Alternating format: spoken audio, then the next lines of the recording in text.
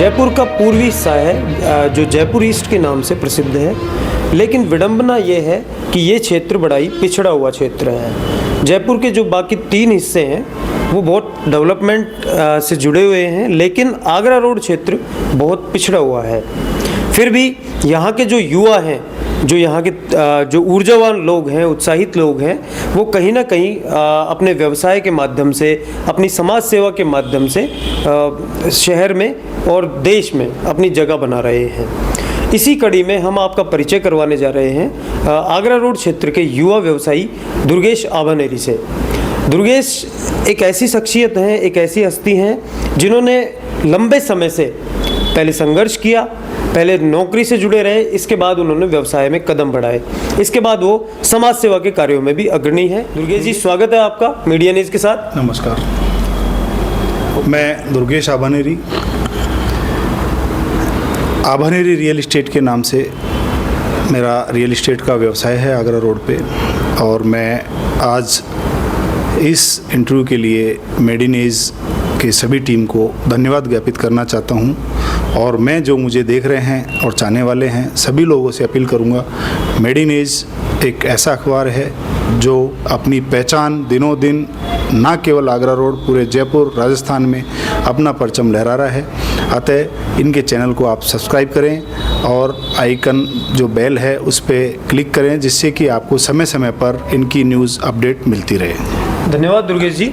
और हम भी हमारे सुधी दर्शकों से ये अपील करते हैं कि आप हमसे इसी तरह के अपडेट्स के साथ जुड़े रहें। दुर्गेश जी, सबसे पहले तो आप ये बताइए कि आपकी जो शुरुआत थी वो कैसे हुई, आपने किस तरह से संघर्ष किया है? मेरा गांव एक यूनेस्को में विश्व प्रसिद्ध आभानेरी दौसा ज़िले में स्थित है, जहां की चांद बावड़ी और हर्षद माता का मंदिर प्रसिद्ध है। वहां मेरा जन्म हुआ।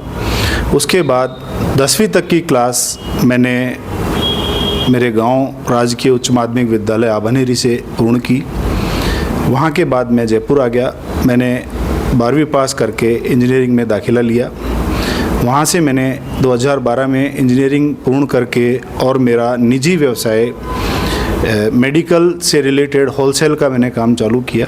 हर्षद एंटरप्राइजेज़ के नाम से मैंने मेरा व्यवसाय चालू किया, जिसमें दिनों दिन मैंने लगभग 10 से 15 वर्ष मैंने पूरे राजस्थान में एक छत्र सर्जिकल रिहैब जेनरिक का काम किया होलसेल में।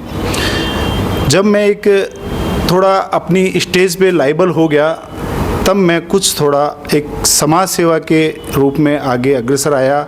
एक संयोग था, एक पहलू था कि उसी समय एक कोरोना नामक बीमारी का आगमन हुआ, जिसमें मुझे जनता की सेवा करने का पूर्ण सहयोग मिला।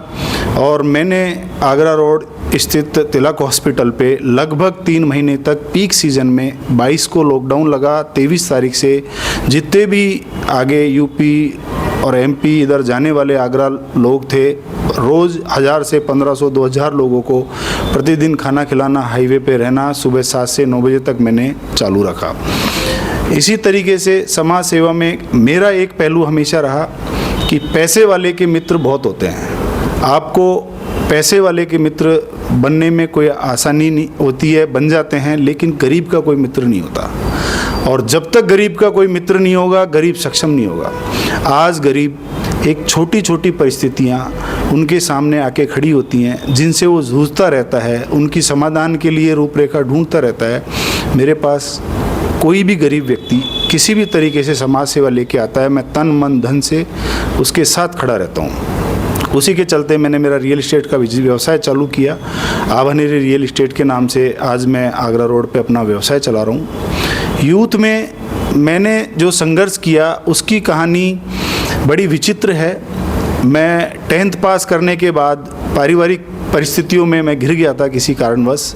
उसमें मैंने स्ट्रगल करते हुए अपने आप को इतना सुदृढ़ किया कि जनता को, लोगों को देखना, पहचानना, किताबें पढ़ना। किताबों में मुझे ज़्यादा, मैं लॉ पढ़ता हूँ। लॉ मेरा क्षेत्र नहीं है, लेकिन मुझे सीखने का इच्छा जागृति रहती है, इसलिए मैं सीखता रहता हूँ हर चीज़ को। और एक बुक आती है rich dad poor dad. Rich dad poor dad मैंने बहुत अच्छे से पढ़ी और मुझे उसमें बहुत कुछ सीखने को मिला। मैं मेरे युवा साथियों को यही संदेश देना चाहूँगा कि आप एक बार रिच डैड पुअर डैड को हिंदी में लाएं, अच्छे से पढ़ें। उसमें एक दो बिंदु हैं, एसेट्स और लाइबिलिटीज़। एसेट्स होता है वो क्या होता है वो एक बार रीड करें। लाइबिलिटीज़ क्या होता है? लाइबिलिटीज़ होती है हमारी आवश्यकता। हमें जिस चीज़ की आवश्यकता है हम उस पर पैसा खर्च कर रहे हैं, वो पैसा हमें वापस इनकम रिटर्न नहीं कर रहा है, वो हमें पैसा कमा के नहीं दे रहा लाइबिलिटीज़। लेकिन एसेट्स जो है वो अगर हम एसेट्स में पैसा लगा रहे हैं तो वहाँ से हमें रिटर्न आता है।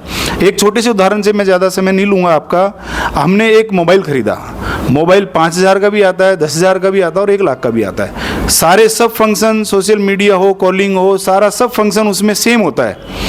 लेकिन अगर हम 1 लाख का मोबाइल ना लेके, 50,000 का मोबाइल ना लेके, 10,000 का मोबाइल यूथ में जो अभी कमाना चालू कर रहे हैं, अपने आप को खड़ा करना चाह रहे हैं, अपने शौकों पे जीना चाह रहे हैं, मैं उनसे ये एक बार विनम्र निवेदन ये करूँगा कि एक बार आप 10,000 का मोबाइल ले और 40,000 की FD करवा दें। क्योंकि मोबाइल आपको कमा के नहीं देगा, वो आपकी लाइबिलिटीज़ है, लेकिन FD आपका एसेट्स है। FD आपको कमा के देगा। मैंने जैसे मेरे पास थोड़ा थोड़ा पैसे आया, मैंने सबसे ज़्यादा रेंटेड में मेरा विश्वास है, मैंने रेंटेड इनकम जनरेट की। रेंटेड के अलावा एसेट्स मैंने और धीरे धीरे मेरे जनरेट किए। तो आज मुझे इतना पता है कि भाई मेरा जो फैमिली है, मेरी जीवन शैली है, उसमें मेरा एसेट्स इतना है कि मेरे पास इनकम मंथली नहीं है तो भी मैं कहीं जाने का नहीं हूँ। क्योंकि हर आदमी गवर्नमेंट जॉब में नहीं होता है, और जब हर आदमी गवर्नमेंट जॉब में नहीं होता है तो गवर्नमेंट को तो पेंशन भी मिलना है।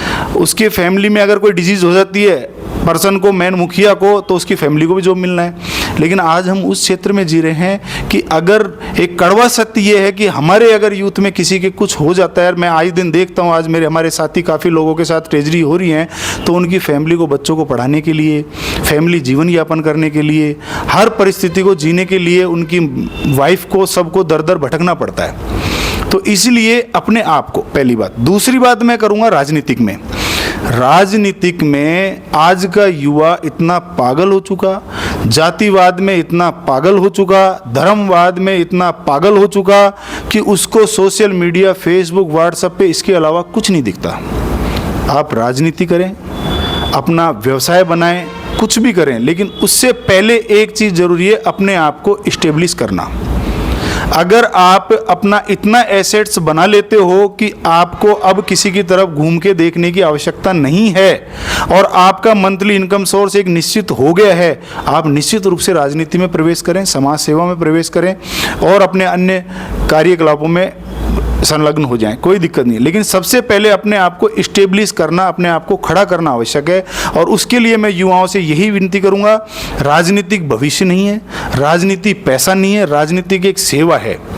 जिसको लोगों ने व्यवसाय बना लिया बाकायदा, उसमें कोई कतई अतिशयोक्ति नहीं है कि राजनीति को लोगों ने व्यवसाय बना लिया, लेकिन राजनीति एक समाज सेवा का माध्यम है और समाज सेवा व्यक्ति जब कर सकता है जब अपने आप को पहले खुद को खड़ा कर सके। इसलिए एसेट्स बनाएं, एसेट्स पे ध्यान दें, लाइबिलिटीज़ पे जितना कम हो सके, दिखावे पे।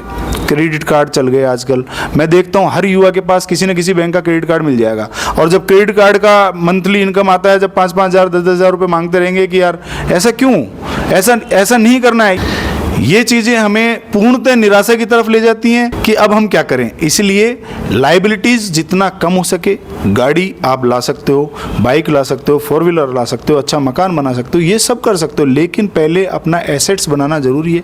मैंने मकान बनाया, मकान से पहले मैं किराए से रहता था और मैंने दुकानें खरीदी क्योंकि मुझे व्यवसाय ज़रूरी था। दुकानों से मैंने पैसा कमा के मकान बनाया। तो पहले एसेट्स इन यूथ के लिए सबसे अच्छा मैसेज है रिच डैड पुअर डैड की किताब में एसेट्स और लाइबिलिटीज़ का अंतर जिस दिन आपके समझ में आ गया, पीछे मुड़ के आपको देखने की ज़रूरत नहीं है। ये मैं 101% आपको श्योर कर सकता हूँ। बहुत अच्छा दुर्गेश जी, आपने अच्छा संदेश दिया है। जैसे कि अब वापस हम लौटते हैं जयपुर शहर और इसके डेवलपमेंट पर।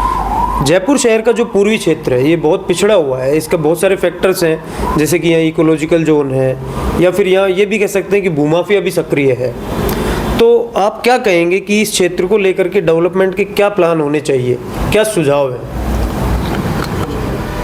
आपने जैसा कि रवि जी अभी डेवलपमेंट के लिए, पूर्वी स्तर के डेवलपमेंट के लिए जो बात की आपने, इसमें डेवलपमेंट में क्या है, एक तो सबसे बड़ा जो समस्या है वो इकोलॉजिकल जोन है। इकोलॉजिकल जोन की वजह से बड़ी इंडस्ट्री यहाँ पे नहीं आ पा रही हैं और आम आदमी यहाँ पे अपनी जेब कटवा के और प्लॉट खरीद रहा है, मकान बना रहा है, बैंकों से महंगे लोन पे अपना जीवन यापन कर रहा है और उस चीज़ को भी ये पता नहीं है कि सेक्टर प्लान कहाँ से आ रहा है, कहाँ से नहीं आ रहा है। गवर्नमेंट का भी अभी तक कोई जो प्री प्लान होना चाहिए पूर्वी राजस्थान आगरा रोड के लिए वो अभी तक कोई क्लियर नहीं है कि कौन सा सेक्टर प्लान कहाँ से आना है। अब आम आदमी को पता नहीं होता है, किसी का सेक्टर प्लान में प्लॉट जा रहा है, किसी के पे भूमाफिया का काबिज हो रहे हैं, उसमें भी सोसाइटी पट्टों का बड़ा घालमेल है। वैसे जेडीए ने काफ़ी सोसाइटियों को ब्लैक लिस्टेड कर दिया है, तो मैं यही निवेदन करूँगा, अपने सेटिस्फाइड लोगों से अपनी ज़मीनें खरीदें, प्लॉट खरीदें, उन पे मकान बनाएं, लोन लेने से पहले 4 बैंकों से इंक्वायरी करें, उस प्रॉपर्टी का टाइटल क्लियर करें और उसके बाद ही अपना मकान बनाएं, क्योंकि एक ग्रामीण परिवेश से आने वाला आदमी इतना पैसा लेके आता है कि या तो वो प्लॉट खरीद सकता है या उसमें मकान बना सकता है। उसको किसी न किसी चीज़ के लिए लोन की आवश्यकता पड़ती है और फिर बैंक उन जो प्रॉपर्टीज़ हैं उनको टेक ओवर करते रहते हैं। इसलिए अपनी इनकम के हिसाब से, अपनी ज़रूरत के हिसाब से, अपनी आवश्यकता के हिसाब से उसकी पूर्ति करें, दिखावे में ना जाएं। आप आगरा रोड व्यापार मंडल से जुड़े हुए हैं, साथ में आप लॉयंस क्लब का भी कोई हिस्सा यहाँ पे संचालित करते हैं, क्या है इसके बारे में थोड़ी जानकारी दी। लॉयंस क्लब इंटरनेशनल एक इंटरनेशनल प्लेटफॉर्म है और यह केवल एक सामाजिक सरोकार और सामाजिक सेवा के लिए ही जाना जाता है, जिसके माध्यम से, जिस प्लेटफॉर्म से हम आज यहाँ बैठे बैठे न केवल राजस्थान, न केवल इंडिया, ऑल वर्ल्ड, हर व्यक्ति की किसी भी तरीके की हम मदद कर सकते हैं। मैं लॉयंस क्लब जयपुर स्टार में सेक्रेटरी के पद पे 2 साल से काम कर रहा हूँ और आज भी आप इंटरव्यू ले रहे हैं, हमारा सौभाग्य है। आज डॉक्टर दिवस है, सभी डॉक्टरों को मैं इसके लिए हार्दिक शुभकामनाएं देना चाहूँगा। और जो हमारे आगरा रोड के प्रसिद्ध हॉस्पिटल और डॉक्टर्स जो अपनी जनसेवा में हमेशा लगे रहते हैं, आज लॉयंस क्लब की तरफ से हमने उन सबको सम्मानित किया है।